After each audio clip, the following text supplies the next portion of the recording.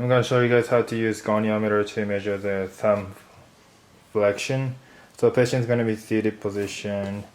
Elbow is flexed at 90 degree, and the axis is going to be on the first MCP joint, and then stationary arm is going to be aligned with the radial, and then the moving arm is going to be parallel with the first metacarpal. So you can just palpate here, and then he's gonna start with the neutral position, and then you actually have to calculate how much he moves. So I'll try to, yep, thank you.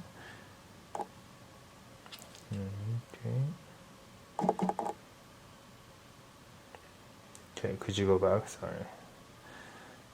Okay, so he started from 35 degree. Okay, so now try to flex you.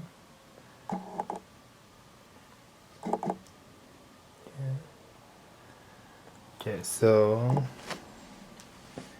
he moved 21 degrees, so he has 21 degree.